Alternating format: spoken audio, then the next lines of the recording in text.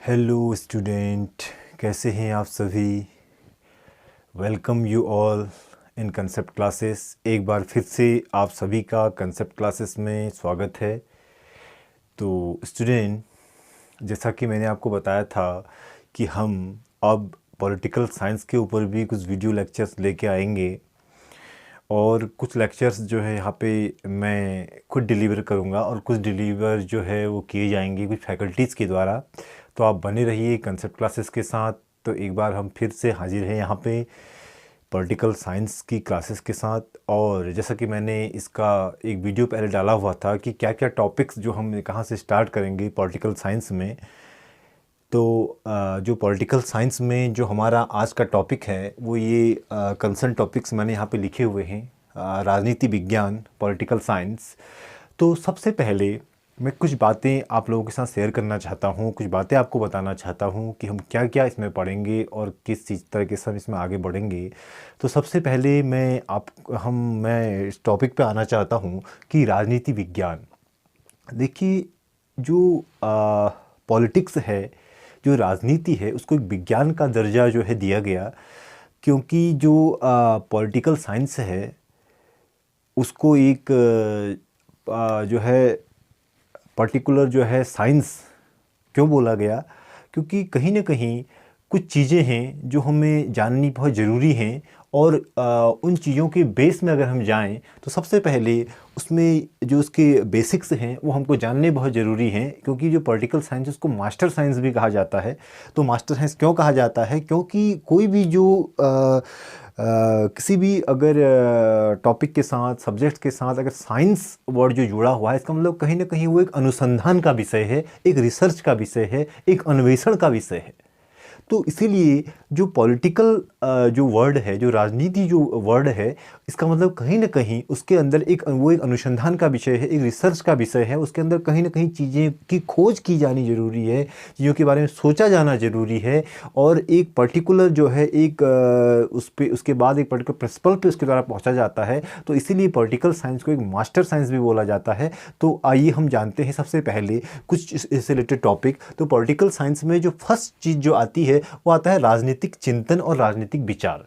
देखिए, सबसे पहले मैं आपको बता देना चाहूँगा कि जो राजनीतिक चिंतन और राजनीतिक विचार जो वर्ड हम यहाँ पे यूज कर रहे हैं, तो देखिए चिंतन, क्योंकि अगर हम किसी भी चीज़ के बारे में सोचना शुरू करते हैं, उसके बारे में अपने मन मस्तिष्क में, हमारे दिमाग में कई तरीके के जो विचार जो उत्पन्न होते हैं किसी भी प्रकरण के संबंध में, किसी भी टॉपिक के संबंध में, किसी वस्तु स्थिति के संबंध में, किसी सामाजिक परिस्थिति के संबंध में।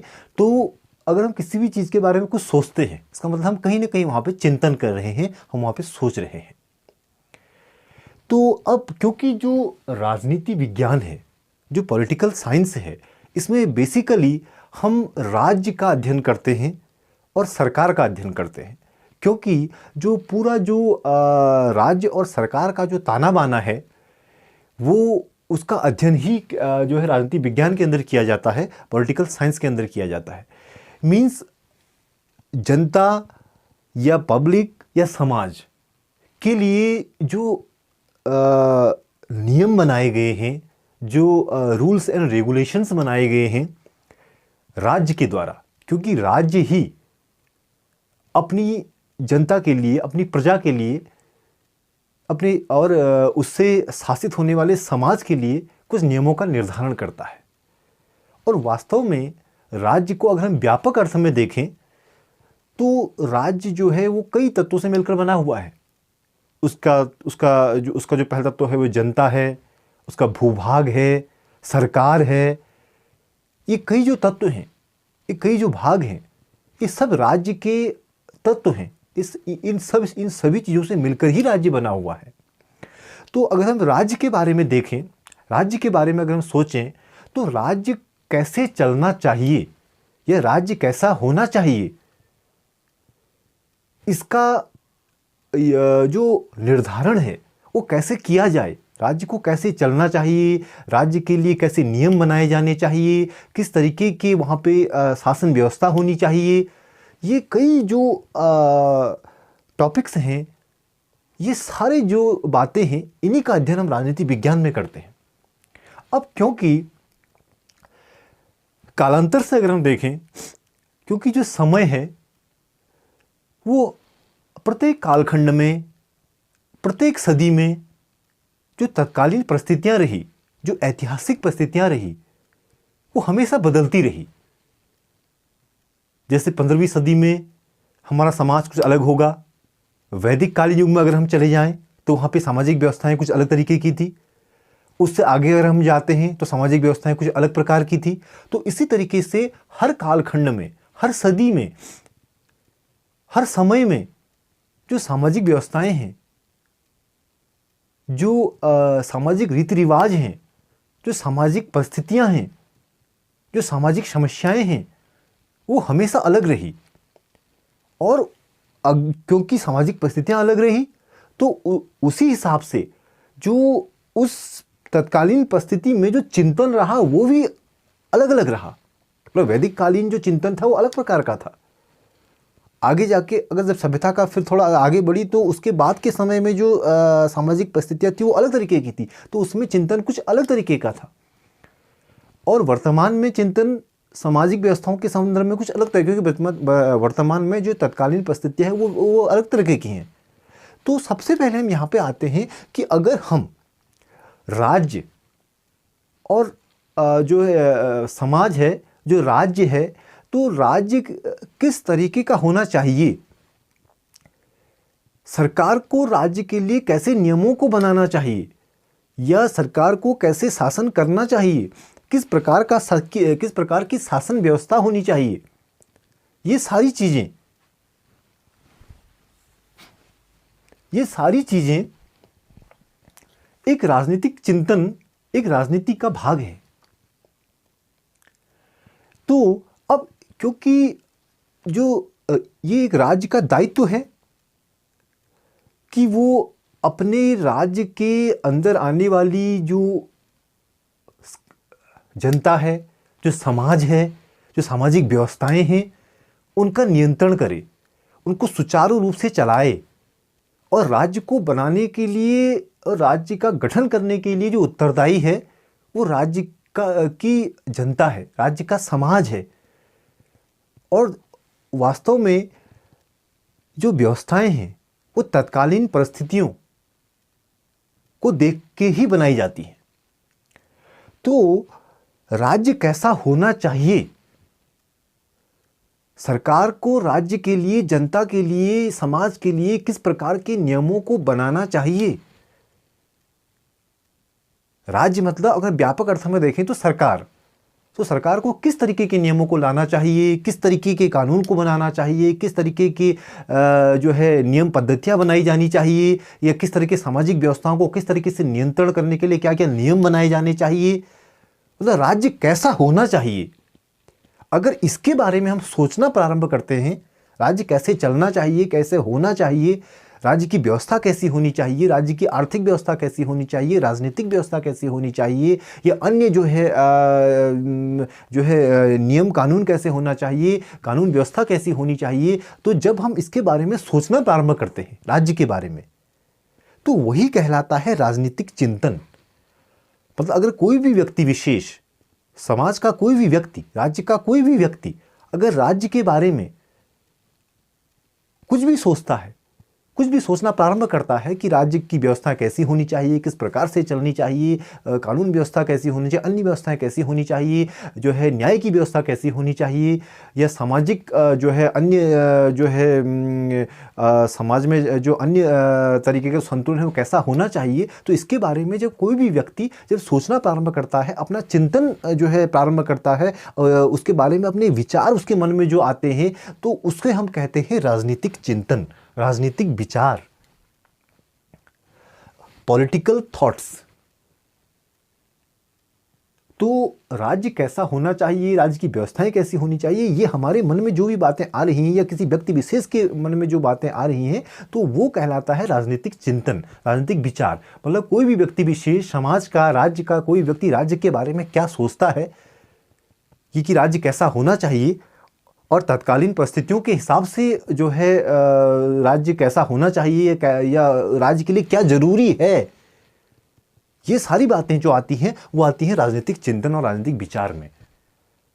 तो राजनीतिक चिंतन और राजनीतिक विचार एक ऐसी संकल्पना है कि राज्य की व्यवस्थाएं कैसी होनी चाहिए, राज्य कैसे चलना चाहिए, राज्य में किस प्रकार की सामाजिक व्यवस्थाएं होनी चाहिए, किस प्रकार की कानून व्यवस्था होनी चाहिए। ये विचार जो हमारे मन में आता है या ये एक जो हमारी सोच जो है, हमारी जो आंतरिक विचार हैं, तो वो अगर हम राज्य के संबंध में हम क्या सोचते हैं वो कहलाता है राजनीतिक विचार या राजनीतिक चिंतन। ठीक है। अब जो अगला इसमें जो प्रकरण आता है, टॉपिक आता है, वो आता है राजनीतिक दर्शन। तो राजनीतिक दर्शन और राजनीतिक विचार, अब दर्शन में मतलब क्योंकि जो राज्य है, जो समाज है, वो बहुत सारे व्यक्तियों से मिलकर बना हुआ है। उसमें जो है कई बुद्धिजीवी वर्ग भी है, उसमें कोई जो है कर्मचारी वर्ग भी है, उसमें जो है कोई श्रमिक वर्ग भी है, और जो उसमें जो है कोई जो है एक सामाजिक जो है जो क्लासिफिकेशन है, तो अलग अलग जो है हमारा समाज में बटा हुआ है। अब कोई भी व्यक्ति विशेष समाज, राज्य कैसा होना चाहिए, सरकार कैसी होनी चाहिए, राज्य के लिए क्या उचित है, राज्य के लिए क्या होना उचित है, राज्य के लिए किस प्रकार के नियमों का होना जरूरी है, राज्य के संबंध में क्या उचित हो सकता है, ये जो है ये प्रत्येक व्यक्ति विशेष का एक अपना एक विचार है। तो मैं राज्य के बारे में क्या सोचता हूँ, कैसा राज्य होना चाहिए, कैसी राजनीतिक व्यवस्थाएं होनी चाहिए, सामाजिक व्यवस्थाएं कैसी होनी चाहिए, ये मैं जो सोचता हूँ या कोई व्यक्ति विशेष जो उसके बारे में सोचता है, ये कहलाता है राजनीतिक दर्शन, पॉलिटिकल फिलॉसफी। तो राजनीतिक विचार और राजनीतिक दर्शन में बहुत जो है हेयरलाइन एक डिफरेंस है कि क्योंकि प्रत्येक व्यक्ति का सोचना अलग है, और जो दर्शन की जो उत्पत्ति है वो विचार से ही हुई है। क्योंकि अगर विचार जो है जन्म लेंगे तो निश्चित रूप से उन विचारों के पीछे एक दर्शन होगा, एक सोच होगी, एक दूरदर्शिता होगी कि किस प्रकार का राज्य होना चाहिए, किस प्रकार की सामाजिक व्यवस्थाएं होनी चाहिए। तो ये अभी से नहीं, क्योंकि हर सदी में, हर कालखंड में अलग अलग व्यक्तियों के जो विचार हैं वो भिन्न भिन्न रहे हैं, अलग अलग रहे हैं, और हर व्यक्ति विशेष ने जो है तत्कालीन राज्य के संबंध में, राजनीतिक व्यवस्थाओं के संबंध में अपने अपने विचार प्रस्तुत किए हैं, और ये उनके व्यक्तिगत विचार राज्य के संबंध में एक राजनीतिक दर्शन कहलाता है। तो मैं राजनीतिक राज्य के संबंध में क्या विचार प्रस्तुत करता हूं वो मेरा राजनीतिक दर्शन है। अब क्योंकि राजनीतिक दर्शन, ये कोई जरूरी नहीं है कि प्रत्येक व्यक्ति का राजनीतिक दर्शन और प्रत्येक व्यक्ति का राजनीतिक चिंतन जो है सकारात्मक हो, या जो है राज्य के लिए हितकर हो, या राज्य की व्यवस्थाओं को बनाए जाने के संबंध में हितकर हो, या तत्कालीन परिस्थितियों के हिसाब से हितकर हो, ऐसा कोई जरूरी नहीं है। तो यदि किसी व्यक्ति विशेष का या जो राजनीतिक किसी व्यक्ति विशेष का या किसी भी व्यक्ति का जो राजनीतिक दर्शन है, अगर वो सामाजिक व्यवस्थाओं के हिसाब से, राज्य की व्यवस्थाओं के हिसाब से, तत्कालीन परिस्थितियों के हिसाब से उचित है, पर समाज में क्या किया जाना चाहिए, राज्य के लिए क्या जरूरी है, राज्य को जनता के हित में क्या करना जरूरी है, राज्य को तो ये सारी चीजें राजनीतिक दर्शन में आती हैं। क्या होना चाहिए, ये जो प्रकरण है, जो टॉपिक है, ये कहलाता है राजनीतिक दर्शन, पॉलिटिकल फिलॉसफी। अब यदि उस पॉलिटिकल फिलॉसफी पे, उस पर्टिकुलर राजनीतिक विचार या राजनीतिक दर्शन पे अगर हम अन्वेषण करेंगे, शोध करेंगे, तो यदि वो बात सही है, सत्य की कसौटी पे अगर सही है, या वो बात जो है एक जो है सर्वसामान्य समुदाय के लिए या राज्य के अधिकतम लोगों का उसमें अधिकतम अगर लाभ हो रहा है, या अधिकतम लोगों के लिए वो बात अगर सही है, लाभकारी है, तो वो कहलाता है राजनीतिक सिद्धांत। अगर वो राजनीतिक विचार, राजनीतिक दर्शन, अगर वो हर तरीके से जो है सही साबित होता है राज्य के लिए, तो वो एक राजनीतिक सिद्धांत बन जाता है। मीन्स उसको राज्य के लिए अपनाया जाना जरूरी होता है। उसको हम बोलते हैं पॉलिटिकल रूल्स या पॉलिटिकल प्रिंसिपल्स। तो विचारों का जो उद्भव है वो राजनीतिक दर्शन को जन्म देता है, और राजनीतिक दर्शन में जब शोध, अन्वेषण, तत्कालीन परिस्थितियों को देखते हुए यदि वो उस व्यक्ति विशेष के विचार, उस व्यक्ति विशेष का दर्शन, या उस समुदाय विशेष का दर्शन, या उस समाज का जो दर्शन है कि राज्य कैसा होना चाहिए, राज्य की व्यवस्थाएं कैसी होनी चाहिए, यदि वो सभी व्यक्तियों के लिए उपयुक्त है, या जैसा राज्य होना चाहिए, यदि वास्तव में वो दर्शन एक वास्तविक दर्शन है, सत्य दर्शन है, और जो है उस पर अन्वेषण किया गया है, उस पर अनुसंधान किया गया है, और वो वास्तव में वो राज्य के लिए लाभकारी है, हितकर है, तो ऐसा जो राजनीतिक दर्शन है वही आगे जाके राजनीतिक सिद्धांत कहलाता है, पॉलिटिकल प्रिंसिपल्स या पॉलिटिकल रूल्स कहलाता है, जिसके आधार पे राज्य को संचालित किया जाना चाहिए, जिसके आधार पे राज्य की व्यवस्थाएं संचालित की जानी चाहिए, जिसके जो नियम कानून या जो प्रिंसिपल्स हैं, जो नियम हैं, जो कानून हैं, या जो व्यवस्थाएं हैं, वो अगर वो जो दर्शन है अगर वो वास्तव में राज्य के लिए सत्य है, या उससे अगर राज्य के लिए हितकर है, तो वही आगे जाके राजनीतिक सिद्धांत कहलाता है, पॉलिटिकल प्रिंसिपल्स कहलाता है। तो ये डिफरेंस है राजनीतिक चिंतन में, राजनीतिक दर्शन में और राजनीतिक सिद्धांत में। जनरली हम इसमें बहुत ज़्यादा कन्फ्यूज हो जाते हैं कि राजनीतिक चिंतन क्या है, राजनीतिक दर्शन क्या है और राजनीतिक सिद्धांत क्या है। आई होप आपको ये समझ में आ रहा होगा जो है जितनी भी चीज़ें मैं यहाँ पे बता रहा हूँ।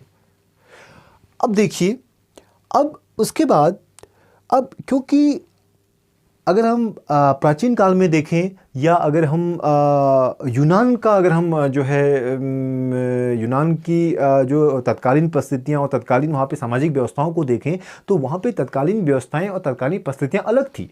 तो क्योंकि कोई भी जो विचार है, किसी भी व्यक्ति के मन में जो कोई विचार उत्पन्न होता है राज्य के संबंध में, व्यवस्थाओं के संबंध में, वो तत्कालीन परिस्थितियों को देखते हुए और उनका मनन करते हुए, उनका चिंतन करते हुए, उनका अन्वेषण करते हुए ही उत्पन्न होता है। तो क्योंकि किसी भी समाज में, किसी भी राज्य में, किसी भी देश में परिस्थितियां भिन्न भिन्न हो सकती हैं, समस्याएं भिन्न भिन्न हो सकती हैं, वहाँ का समाज, वहाँ की सामाजिक परिस्थितियां भिन्न भिन्न हो सकती हैं, तो उसके हिसाब से एक राजनीतिक चिंतन, एक राजनीतिक विचार वहाँ पे उत्पन्न होता है, एक राजनीतिक दर्शन वहां पे उत्पन्न होता है। राजनीतिक दर्शन मतलब उसको कैसा होना चाहिए, और अगर वो सही है तो वो ही आगे जाके राजनीतिक सिद्धांत कहलाता है। तो इन्हीं राजनीतिक सिद्धांतकारों में अगर हम देखें, यूनान के कुछ महान जो राजनीतिज्ञ थे, उनमें सबसे पहले प्लेटो का नाम और अरस्तु का नाम हमको जो है सुनने में आता है, या हम उसको जानते हैं।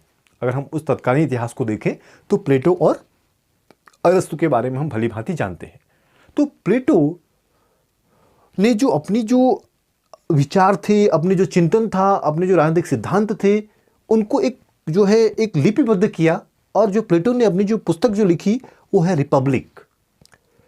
रिपब्लिक मीन्स राज्य व्यवस्था। राज्य व्यवस्था मतलब राज्य की व्यवस्था कैसी होनी चाहिए, ये प्लेटो ने अपनी पुस्तक रिपब्लिक में बताया।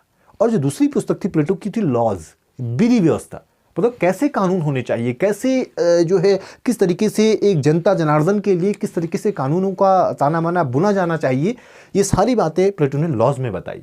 तो प्लेटो के दो प्रसिद्ध ग्रंथ हैं, रिपब्लिक और लॉज।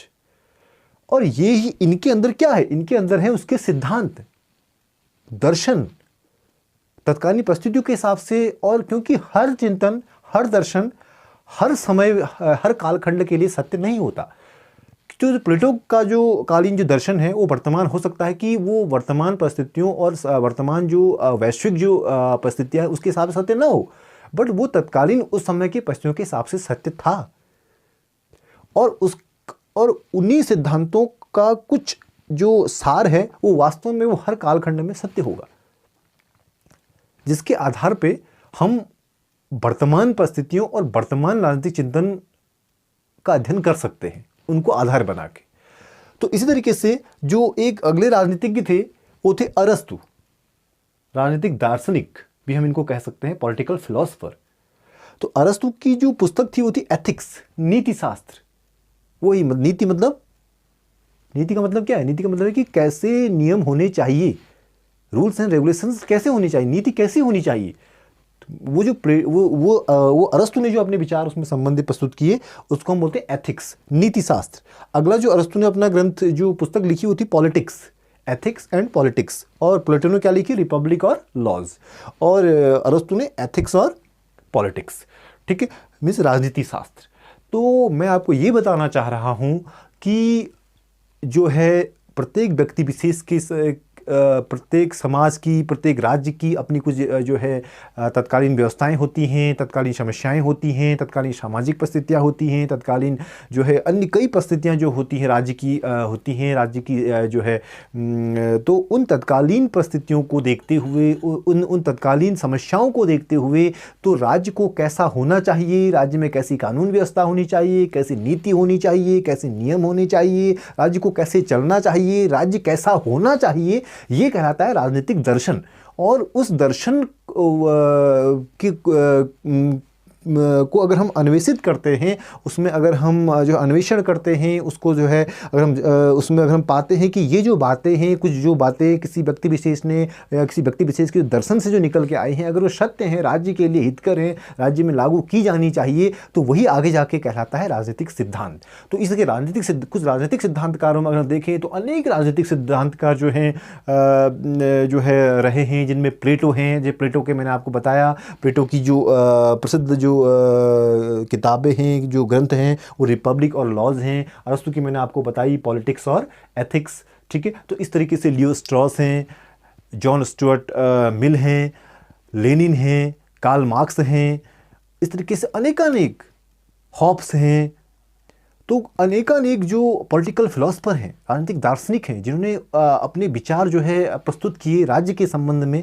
तो और जो है कुछ सिद्धांत जो है राजनीति के दिए, इसीलिए हमको राजनीतिक सिद्धांतकारों में जो है जानते हैं। और वर्तमान में भी हम उनके राजनीतिक सिद्धांतों का लाभ वर्तमान और तत्कालीन परिस्थितियों का अध्ययन करने के लिए भी करते हैं, ताकि वर्तमान और तत्कालीन परिस्थितियों का अध्ययन उस समय की तत्कालीन परिस्थितियों के आधार पर जो सिद्धांत दिए गए, उनसे हम वर्तमान जो परिस्थितियां हैं उनका समन्वय करके देखते हैं, और एक नया सिद्धांत जो है दिया जाता है, एक नया दर्शन को जो नया रूप दिया जाता है। तो इस तरीके से मैंने आपको जो आज के जो लेक्चर में आपको बताना चाह रहा था कि राजनीतिक जो विज्ञान है, वो मुख्यतः उसके जो मूल जो उसके जो प्रकरण हैं, राजनीतिक चिंतन क्या है, राजनीतिक विचार क्या है, राजनीतिक सिद्धांत क्या है, राजनीतिक दर्शन क्या है, और राजनीतिक दार्शनिक कौन है, ये मैं आपको बताना चाहता हूँ। राजनीतिक पॉलिटिकल फिलोसफर कौन है, कि जो तत्कालीन राज्य की समस्याओं के संबंध में जो कैसा होना चाहिए राज्य को, उसके संबंध में जो अपने विचार प्रस्तुत करता है, और तो वो कहलाता है राजनीतिक दार्शनिक, पॉलिटिकल फिलोसफर। तो आई होप ये सारी चीज़ें आपको, ये छोटे छोटे प्रकरण आपको समझ में आए होंगे। जो है जितने भी चीज़ें मैंने यहाँ पर डिस्कस की, तो इस तरीके से आप जो है जुड़े रहिए कंसेप्ट क्लासेस के साथ। और प्लीज़ आप वीडियोस आपको कैसे लगे, लेक्चर आपको कैसा लगा, आप कमेंट बॉक्स में जो है कमेंट जरूर कीजिए। और प्लीज़ चैनल को लाइक, सब्सक्राइब और शेयर ज़रूर कीजिए, जिससे कि जो हम आगे से इस तरीके की और जो है टॉपिक्स जो है या सारे जो लेक्चर्स हैं हम लाते रहे हैं यहाँ पे, और ज़्यादा हम जो है स्टूडेंट्स के लिए बेनिफिशियल यहाँ पे जो कंटेंट जो है अवेलेबल कराते रहेंगे। तो आप प्लीज़ चैनल को लाइक, सब्सक्राइब और शेयर ज़रूर कीजिए, और कमेंट जरूर कीजिए, और आप जुड़े रहिए कंसेप्ट क्लासेस के साथ। मिलते हैं नेक्स्ट वीडियो में। Thank you.